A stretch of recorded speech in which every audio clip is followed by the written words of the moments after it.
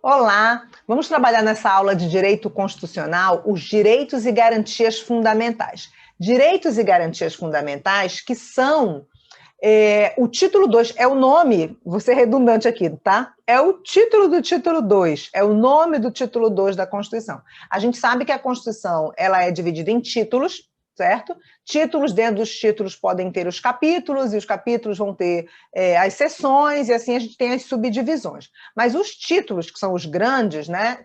Há títulos maiores e títulos menores. Dentre eles, a gente tem o título 2, o título 1 é princípio fundamental, não vou listar todos os títulos aqui, são 9 títulos ao todo, tá? Mas o título 1, princípios fundamentais, é um título pequeno, só tem 4 artigos, tá? E o título 2, logo em seguida, traz os direitos e garantias fundamentais. Esse título 2 é um dos títulos mais cobrados em concurso público, tá? Se você está se preparando para um concurso público, o título 2 é o título mais cobrado, tá? Às vezes ele é cobrado inteiro, às vezes não, tá?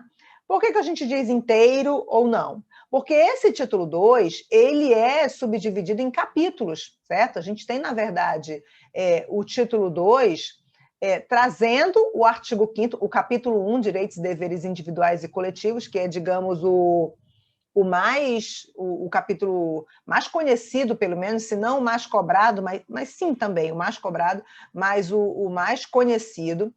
Então, esse título ele vai trazer o capítulo dos direitos e deveres individuais e coletivos, certo? Aí, que é o artigo 5º, tá? Que traz os remédios constitucionais, que a gente estuda como se fosse, a gente às vezes estuda como se fosse um assunto à parte, não é? Mas, na verdade, os remédios constitucionais correspondem a alguns incisos ali do artigo 5º. Aí, depois que a gente termina o artigo 5º, que tem mais de 70 incisos, né? Então ele é grande, e lá os 4 parágrafos, não é?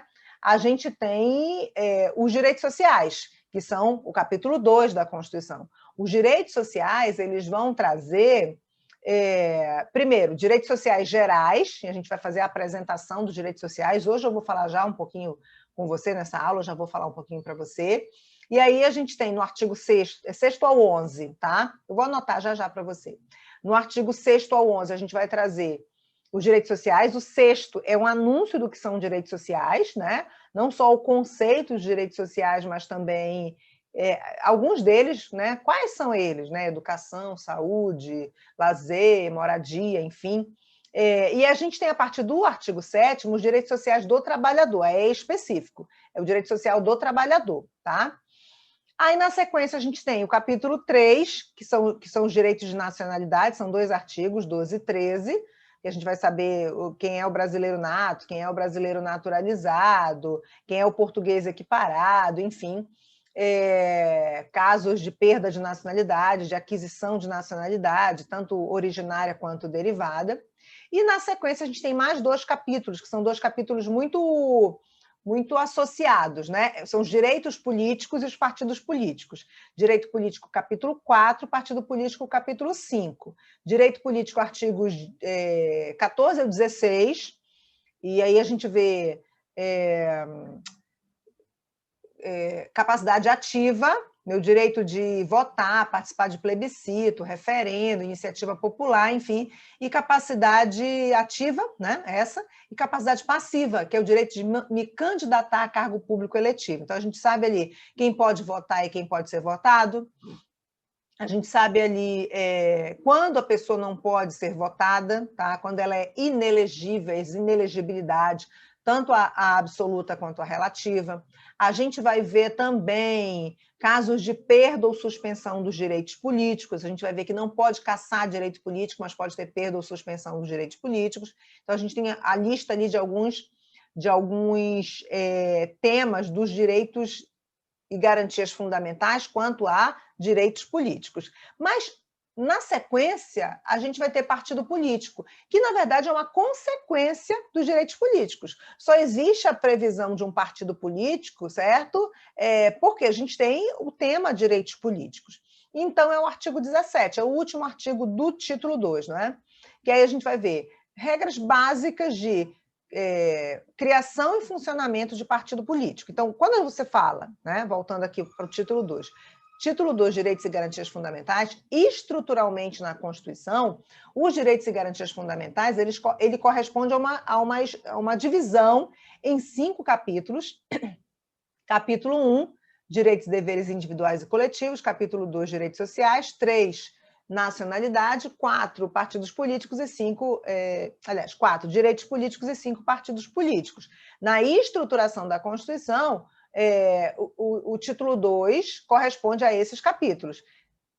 Artigo 5º ao 17, para a gente, né, listar. E é um tema muito cobrado em concurso público, por isso que você também tem que estudar nesse nosso concurso. Aí, a gente pergunta assim, direitos e garantias fundamentais, a gente só tem que saber isso? Não. Essa é a classificação quanto à estrutura da Constituição. E aí eu vou te mostrar, certo? Agora sim, eu vou abrir a tela para você, a gente vai trabalhar, certo? Tá aqui, olha. Direitos e garantias fundamentais é dividido em 5 capítulos, a gente já sabe. Isso aqui é uma classificação quanto à estrutura da Constituição. Então, vamos lá. É o título 2 da Constituição. Anotar aqui, título 2 da CF/88, ok. Isso aqui é uma classificação quanto à estrutura da Constituição, certo? O capítulo 1 dos Direitos e Garantias Fundamentais tem o artigo 5º, também tem remédios constitucionais, que está dentro do artigo 5º, tá? Eu vou deixar aqui escrito remédios constitucionais, mas ele faz parte do artigo 5º. Ok? Direitos sociais, artigos 6º ao 11, ok? Que é onde aqui a gente trabalha os direitos sociais. A gente sabe a citação dos direitos sociais, mas os direitos sociais não se resumem aqui, a gente tem ainda a ordem social, que tem um título, né? O título 9 da Constituição, a ordem social, traz o desenvolvimento de vários direitos, previdência, assistência, saúde, educação, enfim. E do 7º em diante, a gente tem os direitos sociais do trabalhador, certo? Nacionalidade, aqui, olha, artigos 12 e 13, tá? A gente vai ver quem é o brasileiro nato, naturalizado. E esses aqui, direitos políticos e partidos políticos, são capítulos que eu associo, trago eles associados. Então, o primeiro é artigos 14 ao 16. E os partidos políticos, artigo 17, tá? Então, conforme a estrutura da Constituição, os direitos e garantias fundamentais, eles são divididos, né? O título ele é dividido em 5 capítulos, e a gente já tem aqui os capítulos, e a gente já sabe que, ao todo, corresponde do artigo 5º ao 17. Tá bom? Agora você me pergunta assim, mas Karina, é só isso? Não, a gente vai fazer análise agora histórica, conceitual e histórica dos direitos e garantias fundamentais. Será que existe, né, diferença entre direito e garantia fundamental? Qual é a definição do direito e garantia fundamental em relação a essas estruturas aqui, a esses capítulos? É mais ou menos isso que a gente vai falar e ainda vai falar mais um pouco. Então, vamos aqui. Olha. Direitos e garantias fundamentais, né? O título, porque isso aqui é o título, né? Ele é gênero, ok? Ele é gênero, tá? Abrangendo as seguintes espécies, tá?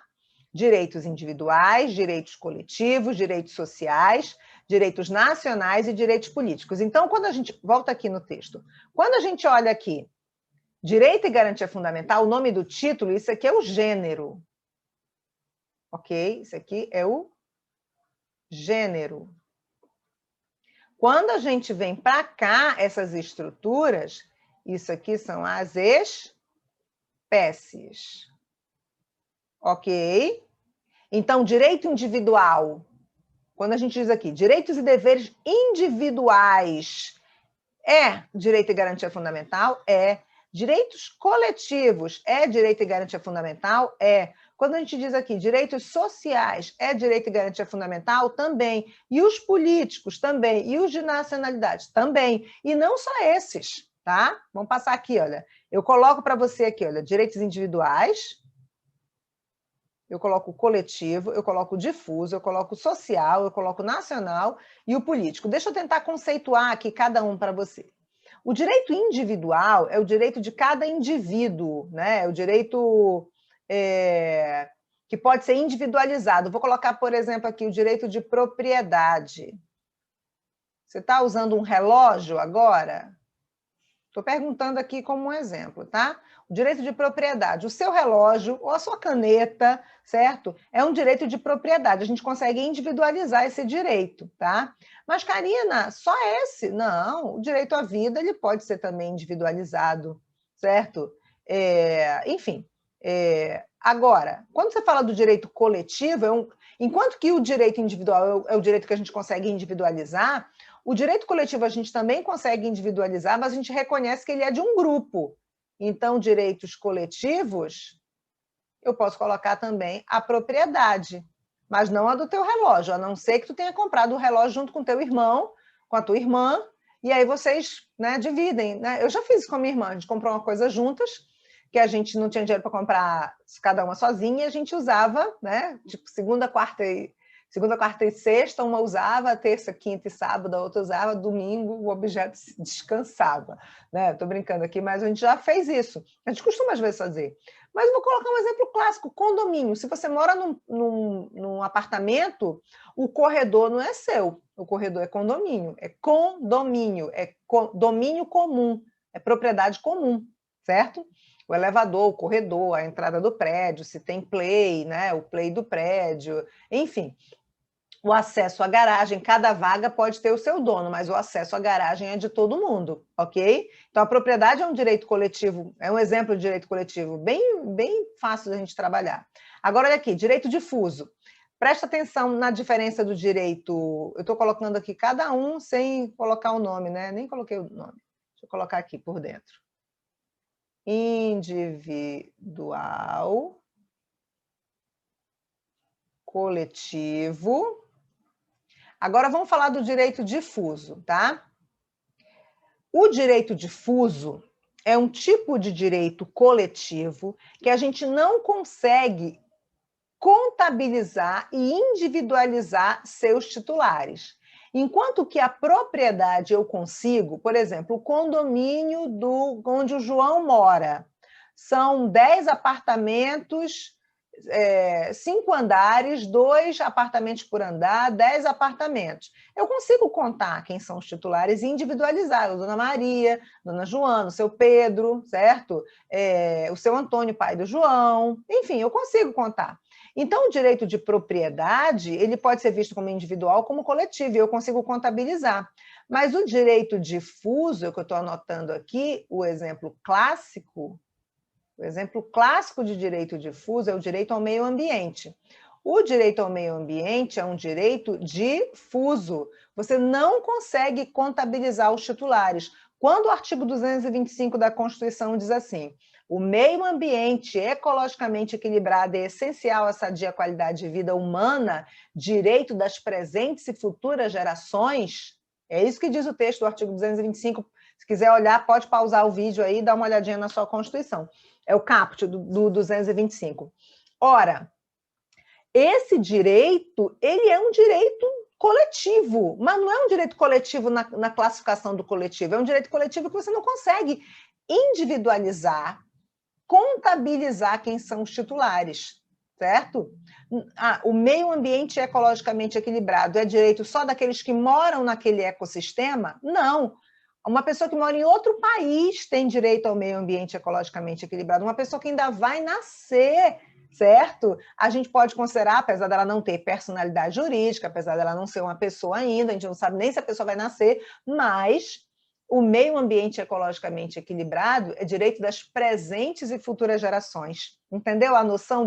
Ele se difunde, o nome mesmo é bem fácil. Esse direito ele se difunde na coletividade, ele se dissolve, ele se pulveriza, dissolve não, ele se pulveriza, certo? Na sociedade. Então, esse é um exemplo de direito difuso, ok?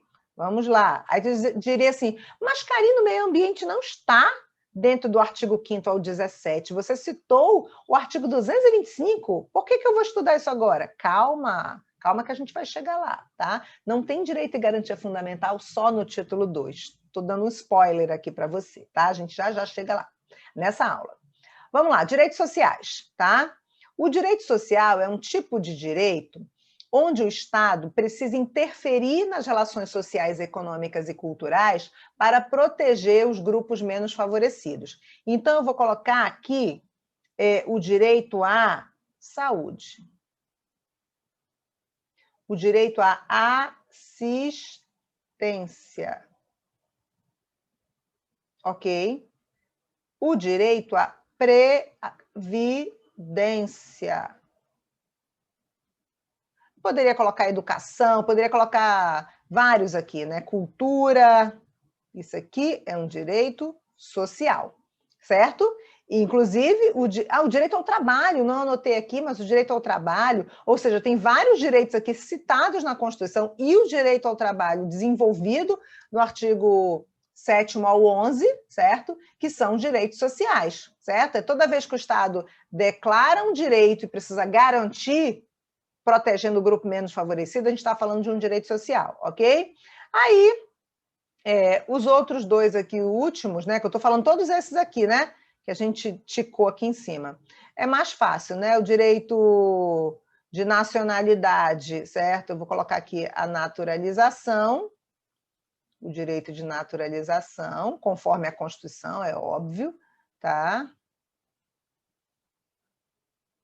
Os direitos nacionais, né, de nacionalidade. E aqui, vou colocar um exemplo, direito de voto, né, é um direito político, tá? Aqui eu coloquei pelo menos um exemplo de cada. Então, vamos lá. O Direitos e Garantias Fundamentais, que é o título 2, ele é gênero, abrangendo as seguintes espécies: direitos individuais, coletivos, difusos, sociais, nacionais e políticos. A maioria, volta o slide aqui, explícitos nessa estrutura aqui da Constituição, nessa estrutura de capítulos. A maioria explícita, mas nem todas estão explícitas aqui, tá? E a gente já vai desenvolver isso. Só dando spoiler, repetindo o spoiler, direitos e garantias fundamentais não se concentram nem se resumem no título 2 da Constituição. Eles estão fora também do título 2 da Constituição, e eles estão fora até da Constituição. Já a gente chega lá. Vamos seguir. A diferença entre direitos e garantias fundamentais, então, quando eu digo direitos, certo? Quando eu digo direitos e garantias, eu pergunto, será que há diferença entre direitos e garantias fundamentais? Certo? É a pergunta que a gente faz aqui em cima. E a resposta está bem aqui, olha, sim. Os direitos são bens e vantagens dispostas na norma constitucional, enquanto que as garantias são instrumentos através dos quais se assegura o exercício dos direitos de forma preventiva ou repressiva. Então, olha, os direitos são bens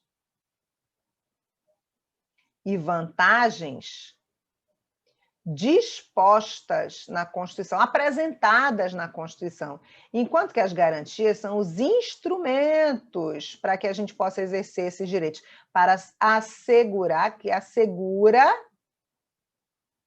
o exercício dos direitos. Aqui na outra afirmativa, direitos são atos declaratórios e as garantias são atos assecuratórios dos referidos direitos. Os direitos representam por si só os bens jurídicos. Já as garantias destinam-se a assegurar a fruição desses bens, ok? Os direitos são principais, as garantias são acessórias. Então, olha só, os direitos, eles são os bens jurídicos, que é foco, objeto do nosso estudo. Mas a garantia, ela assegura a fruição desses bens. Não adianta você ter o direito se você não consegue fruir deles. Então, para a gente entender melhor esses conceitos, eu vou dizer para você o seguinte, falar um pouquinho da evolução dos direitos e garantias fundamentais. Quando a gente fala de direitos e garantias fundamentais, a gente vai, sim, se remeter, a gente vai sim voltar lá para a Revolução Francesa, que foi um marco histórico para a história da humanidade, mas também foi um marco histórico para a história do direito constitucional, do direito administrativo, importantíssimo. E quando a Declaração dos Direitos do Homem e do Cidadão, lá em 1789, quando da Revolução Francesa, liberdade, igualdade, fraternidade, não é? Quando foi publicada a declaração, foi Declaração dos Direitos do Homem e do Cidadão. Olha, dos direitos do homem e do cidadão. Primeiro vieram os direitos individuais, a valorização dos direitos individuais. Os direitos coletivos vieram depois. E primeiro também veio a Declaração dos Direitos do Homem e do Cidadão. O que dizia, né, aqui o lema, né, a essência da Declaração dos Direitos do Homem e do Cidadão? Não era só isso, tá? Mas só para a gente fazer uma alusão, dizia assim: todos nascem livres e iguais. O nosso artigo 5º caput, ele faz uma referência a esse documento, quando ele diz assim: todos são iguais perante a lei, certo? É uma tradução adaptada do texto francês. Todos nascem livres e iguais. Muito bonito isso dito, né? Mas aí, será que todos nascem livres e iguais? Será que eu nasci livre e igual a qualquer pessoa no Brasil? Ou tem gente que nasceu mais livre? Ou tem gente que nasceu menos livre? Não é? Então, assim, eu não nasci livre e igual a uma pessoa que nasceu com um padrão de poder aquisitivo altíssimo, com uma família abastada, enfim. Mas também eu vou considerar que eu também não nasci tão igual a uma pessoa que nasceu numa família desestruturada, sem o menor poder aquisitivo, sem ter moradia. Então, se a gente for olhar essas nossas diferenças socioeconômicas, não, nós não nascemos tão livres e tão iguais assim, certo? Existem várias camadas vou colocar aqui, dificuldades de direitos, certo? E quando o Estado diz assim, todos nascem livres e iguais, é como se ele dissesse assim, todos nascem livres e iguais e se virem, entendeu? Que não tem nada a ver com isso, certo?